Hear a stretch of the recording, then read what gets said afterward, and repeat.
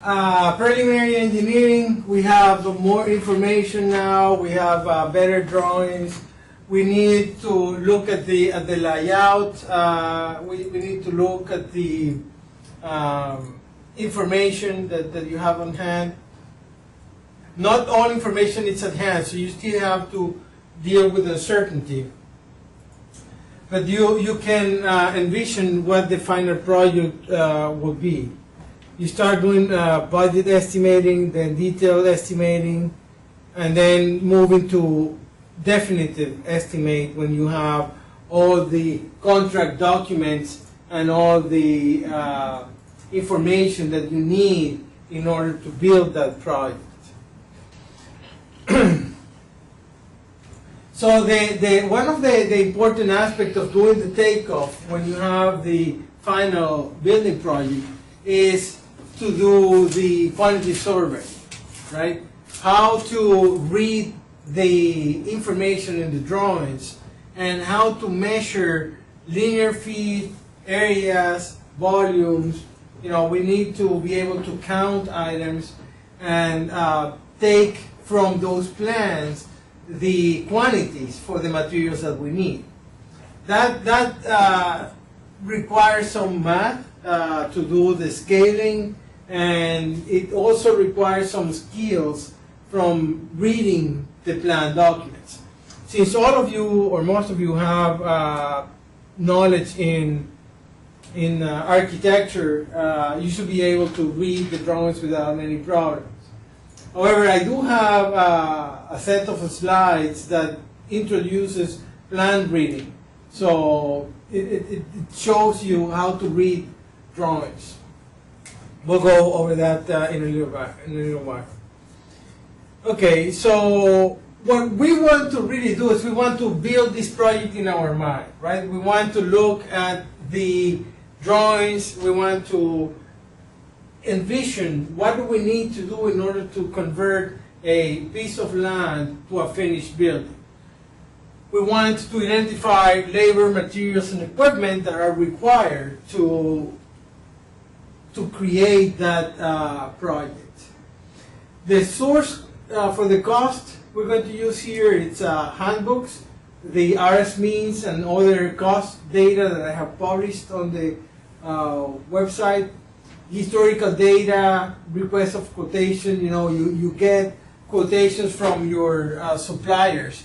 In this course, we don't have any. I may be able to come up with a couple of quotes just to show you how they are. Experience and commercial databases, like the one that we have on the course book. In the back of the book, there is a software. Oh, in the front. Yeah, there you go. This software, Witnessed, it has a cost database. So it will tell you how much it costs per square foot of carpet, for example. It's a very small database. You know, it's just for school purposes, so it doesn't have an extensive number of items. But you get the concept. And then if you want to pay a fee for a monthly subscription, then you get these cost databases estimated, updated. Updated, no. Yeah. All right. So during the construction phase, the estimate works as a control tool, like what you said before. Control in how are you spending your money versus what you have conceived at the beginning. So it keeps variation from the original plan to see if you are under budget, over budget, and what tools you need to do. So we need definition, right? We need to find the scope of work, the size and capacity, the use and requirements of the building that we're going to do. What are the limitations, time frame, location? We need this information to figure out the cost, right? The cost can be figured out in different ways. What's called the top-down or parametric approach is what we just did. We look at the big picture. We look at the building. How big is it? Give me a cost per square foot. We come up with a rough number just by looking at it. Very quick, very simple. Or we can do what's called the bottom-up or industrial engineering approach, where you break down the building in different components, and then you estimate the cost of each one of those components and put them all together. That's the process that we follow in this course. It's the takeoff approach, right? We will do a takeoff of the whole building and then apply a cost, a unit price for each one of those, and then come up with the total cost. So that's the process. We need a definition. We need to understand these size, capacity, and uses. And that's why I'm going to ask you to create a Word document. That Word document is going to have an outline, and it's going to have areas where you define the scope of work. So you will go look at the drawings, and then you write down in the Word document what is in your mind the scope of work. You know, how many floors do we have in this project? How many areas? Do we have a kitchen? Do we have a pool? Do we have a tennis courts? You know, whatever it is, you put it in there. You make your own notes. This may be simple to estimate. This may be more complicated. You know, I need to look into this or that. That's a working document where you define the uses, size, capacity, limitations, and you get familiar with the projects. To then do a bottom-up approach to the cost estimate. We have some ground rules for the cost estimate, which is basically a description of the work that you're going to do, the geographical location. You were asking before, well, you know, is there a factor for different cities? Yes, there is. You know, if you're building it here in Miami, the cost is different than if you're doing it in Antarctica or, you know, in Dallas. Here and in Miami Beach is different because of the condition of the soil. Correct. Conditions of soils are different. The amount of workers that you have are different. The skills that you have, you know, it varies. So location is an important part. Maintenance, documentation, optional equipment and services. All of these things are important. So you document what are your assumptions when you're doing your cost estimate, right? In a very simple example, the work that we did in Lab Work 1, we made an assumption, right? We decided to use a 3/4 cost. So we went to the high-end cost. That's an assumption.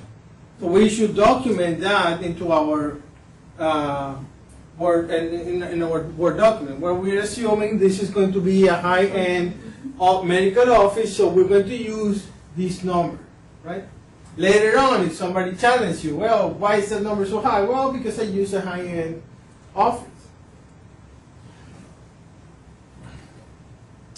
The key contract documents, the agreement, the general conditions, supplementary conditions, technical specifications, drawings, and addenda. These are part of the construction contract documents. These are legal documents that bind the responsibility of the owner and the contractor. We have working drawings. So this is going to be our main source of information. We don't really have the rest for these projects. So we'll deal with the working drawings. And I think we do have technical specifications as well in terms of the specs. Other documents, you know, flow charts, definitions, software, schedules, we'll have that. We are not going to deal with the schedule too much, you know, that's going to be another course. We're going to concentrate in the cost estimate. So this is how a schedule looks like. You know, you have different items, start, finish, predecessors, and resources. Contract documents, you know, again, we're going to have drawings and specifications. You can have special conditions, general conditions, the actual agreement with the owner. So these are different documents that you have for the project. You do want to read your contract. It's very important. You need to be familiar with what the contract says, you know, understand what are your obligations. Hire a lawyer that helps you to understand that document. It's really, really important at the beginning. It will save you a lot of time and money later on. But we don't have the contract here. We're just going to do with the drawings. in the contract, it will tell you, you know, what are the requirements for payments, notice that you need to do, the scope of work, how to deal with claims, and so on.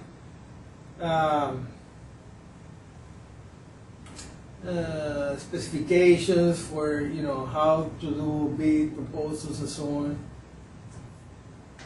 All right.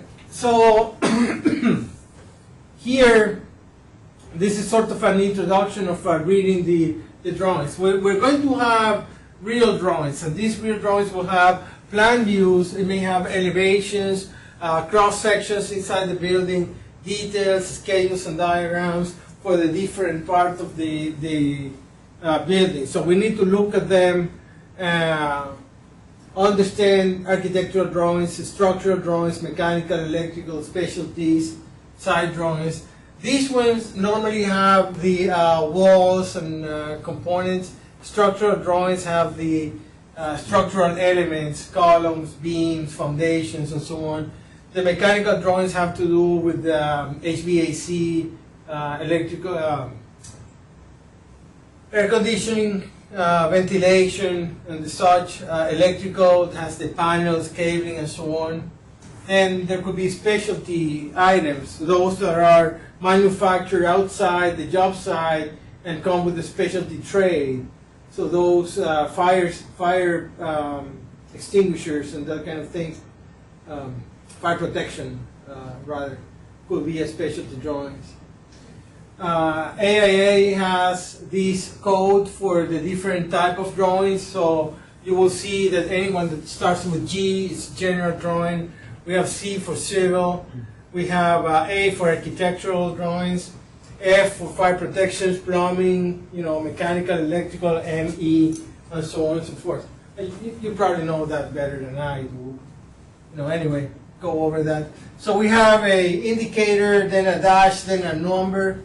That number will be indicating, could be the floor number, could be another indicator for the architect, and then a set of numbers that are sequential. If you wanted to say anything, this is a good time for all of you architects here to, you know, make any comments. So we will define the scope of work, we will estimate the direct cost and indirect cost, and then put everything into our cost estimate.